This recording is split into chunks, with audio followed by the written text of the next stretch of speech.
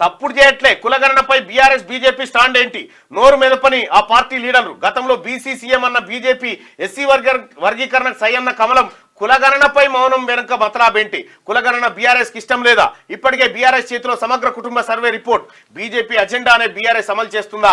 ముందడుగేస్తున్నది అధికార కాంగ్రెసే. తెలంగాణలో ఎక్కడ చూసినా కులగణన చర్చ ప్రధానంగా వినిపిస్తోంది.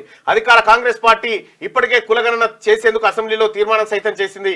కాంగ్రెస్ అగ్రనేత రాహుల్ గాంధీ గత అసెంబ్లీ ఎన్నికల్లో హామీ మేరకు కులగణన చేసేందుకు కట్టుబడి ఉన్నారు. ఈ క్రమంలోనే తెలంగాణ సర్కార్ సైతం ఆ దిశగా అడుగులు వేస్తుంది.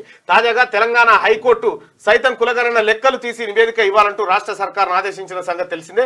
తెలంగాణలో కులగణనపై ఇంత జరుగుతున్న బీఆర్ఎస్ బీజేపీలు మాత్రం సపోర్ట్ చేయట్లేదు. ప్రతిపక్షంలో ఉన్న బీఆర్ఎస్ బీజేపీలే కులగణన కోసం పట్టుబట్టాల్సింది పోయి అధికార కాంగ్రెస్ కులగణన చేసేందుకు ఇంట్రెస్ట్ చూపుతున్నా బీఆర్ఎస్ బీజేపీలు మాత్రం మౌనం వహిస్తున్నాయి. అసలు ఇప్పటి వరకు కులగణనపై తమ స్టాండ్ వెంటనే విషయం స్పష్టం చేయలేకపోవడం గమనార్హం. నేను చెప్తా ఉన్నా కదా, బీఆర్ఎస్ బీజేపీకి చెప్తా ఉన్నా, బీసీల కులగణనకు మీరు నకరాలు చేస్తే పండబెట్టి తొక్కుతారు బీసీలు. ఈసారి బీసీలు మేల్కొని రెడీగా ఉన్నారు. మీ స్టాండ్ చెప్పండి కులగణన మీద. అన్ని విషయాలు మాట్లాడుతున్నారు. ఈ విషయం ఎందుకు మాట్లాడరు?